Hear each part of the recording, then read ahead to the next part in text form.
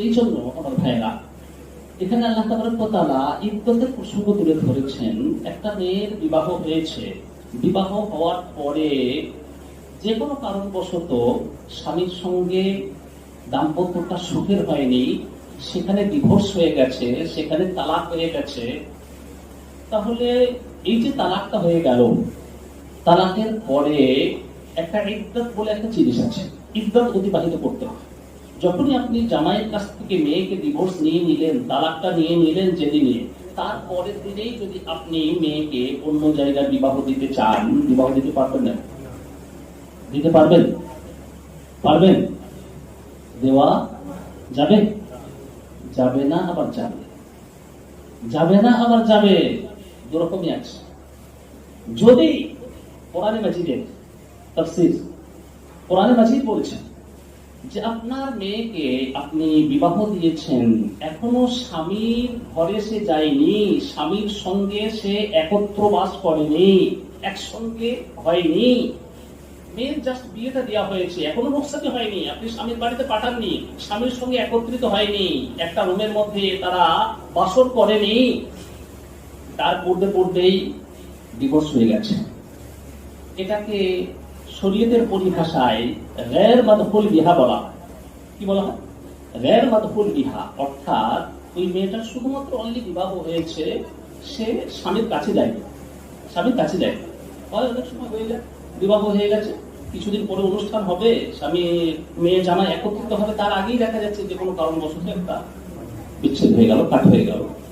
তো এটাকে গैर মাদখুল বিহা বলা হয়। এর কিন্তু কোনো ইদ্দত নেই। আজকের আপনি ডিভোর্স নিলেন, আগামী কাল যদি আপনি মেয়ের বিবাহ দিতে চান দিতে পারেন, এর কোনো ইদ্দত নেই, গैर মাদখুল বিহা। আর যদি সে স্বামীর সংসার করে, স্বামীর সঙ্গে সে একত্রিত হয়েছে, তাদের মিলন হয়েছে, তারপরে আস্তে আস্তে আস্তে আস্তে দেখা যাচ্ছে মনোমালিন্য হয়ে গেছে এবং একটা ডিভোর্সের পরিস্থিতি হয়ে গেল, তাহলে তারপরে দেখা যাচ্ছে যে তালাক হচ্ছে, তারপরে তালাক হয়ে যাচ্ছে, তাহলে সেক্ষেত্রে আমাদেরকে দেখতে হবে যে মেয়ে গর্ভবতী কিনা। হয় মেয়ে পেটে গর্ভ আছে, পেটে বাচ্চা আছে, অথবা নেই। যদি পেটে বাচ্চা থাকে, যদি হামেলা হয়, অর্থাৎ যদি গর্ভবতী হয় মেয়ে, আর সেই অবস্থায় তালাক হয়ে যাচ্ছে, তাহলে যেদিন থেকে তালাক হচ্ছে তারপর থেকে তাকে ইদ্দত পালন করতে হবে, এবং তার ইদ্দতটা হচ্ছে ওয়াজঈ হামাল। ওয়াজঈ হামাল মানে হচ্ছে যেদিনে বাচ্চা হবে সেই দিনে হচ্ছে তার ইদ্দতটা পূরণ হয়ে যাবে। সূরা তালাকের 4 নম্বর আয়াতে আল্লাহ তাবারক ওয়া তাআলা সেই প্রসঙ্গটা তুলে ধরেছেন, ওয়া উলাতিল আহমালি আজালুহুন্না আন ইয়াদা'না হামলাহুন। যদি গর্ভবতী নারী হয়, তার পেটের মধ্যে হামাল আছে, গর্ভ আছে, পেটে বাচ্চা আছে, সেই অবস্থায় যদি ডিভোর্স হয়ে যায়, তালাক হয়ে যায়, তাহলে তার ইদ্দত হচ্ছে ওয়াজঈ হামাল। আজকে তালাক হয়ে গেল, যদি আগামী কালই যদি বাচ্চা হয়ে যায়, বাস তার ইদ্দত হবে। যেই বাচ্চা হয়ে যাবে ইদ্দত হবে। সেটা 3 মাসের কম হতে পারে, 3 মাসের বেশিও হতে পারে, একদিনও হতে পারে, পরের দিনই হয়তো বাচ্চা হয়ে গেল। আজকের আপনার ডিভোর্স, এই মুহূর্তে হয়তো ডিভোর্স হচ্ছে, 1 ঘন্টা পরেই হয়তো বাচ্চা হয়ে গেল, ওই 1 ঘন্টা পরেই ইদ্দত কি হয়ে গেল, খতম। আর ইদ্দত খতম হওয়া মানে হচ্ছে তারপরে বিবাহ শাদীর অন্যান্য কথাবার্তা বলা যাবে, অন্য জায়গায় বিবাহ দেওয়ার আপনি চিন্তা ভাবনা করতে পারেন। যদি হামেলা, তাহলে তার ইদ্দতটা কি, ওয়াজঈ হামাল, অর্থাৎ বাচ্চা জন্ম নেওয়া। তাতে সেটা একদিনও হতে পারে, 1 ঘন্টাও হতে পারে, সেটা 1 মাস হতে পারে, 2 মাস হতে পারে, 4 মাস হতে পারে, 8 মাস হতে পারে, 9 মাস হতে পারে, 9-10 মাস পর্যন্ত বাচ্চা থাকে পেটে, তো সেটা একটা লম্বাও হতে পারে। আর যদি হামেলা না হয়, যদি গর্ভবতী যদি না হয়, তাহলে তার আবার দুটো ভাগ, একটা হচ্ছে যে যদি হয় মেয়ে হাইজা হবে অথবা গैर হাইজা হবে, অর্থাৎ সেই মেয়েটা হচ্ছে তার হেজ আসে, অর্থাৎ মা বোনেদের যে প্রতি মাসে একটা পিরিয়ড আসে, তো সেই পিরিয়ড যুক্ত মহিলা হবে অথবা সেরকম হবে না। যদি তার পিরিয়ড আসে প্রতি মাসে, তাহলে সেক্ষেত্রে তার ইদ্দাতটা হবে 3 হায়েজ, 3 মাহওয়ারি, 3টা পিরিয়ড। তাতে সেটা 3 মাসের একটু কম হতে পারে, একটু বেশি হতে পারে। আর যদি মাহওয়ারি না আসে, যদি তার ঋতু না আসে, সেটা ঋতু না আসাটা দুটো কারণে হতে পারে। একটা হচ্ছে বয়সটা খুবই কম, বালেগা হয়নি, ওই জন্য সে তার হায়েজ আসে না, অথবা বয়সটা অনেকটা বেশি, 55 প্লাস, তার জন্য হচ্ছে হায়েজটা তার আসে না। তো যদি হায়েজ না আসে, তাহলে সেক্ষেত্রে তার ইদ্দাতটা হচ্ছে 3 মাস। কত? 3 মাস। এখানে আমরা একটু ভুল করে ফেলি, কিরকম ভুল? হয়তো একটা মেয়ে ছেলের তালাক হয়ে গেছে, আমরা বলি কি, হ্যাঁ তালাক হয়ে গেছে, তাহলে 3 মাস ইদ্দত পালন করতে হবে, বলি না? এটা কিন্তু ভুল। 3 মাস কিন্তু ওই পাইকারি রেটে 3 মাস বলে দেওয়া যাবে না।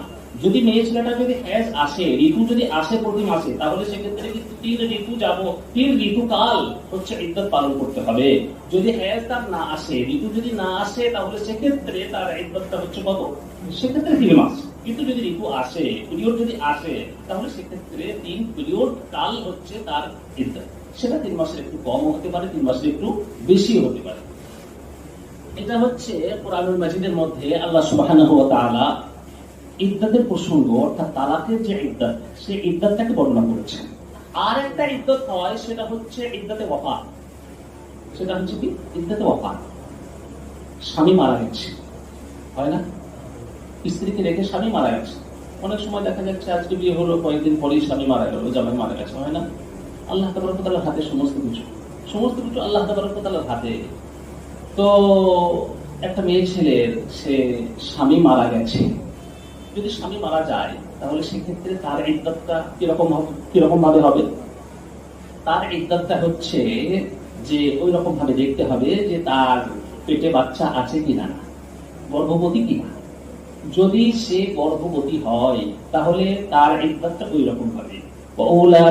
ওয়াউলাতুল আহমালি আজালুহুন্না ইয়াদা'না হামলাহুন।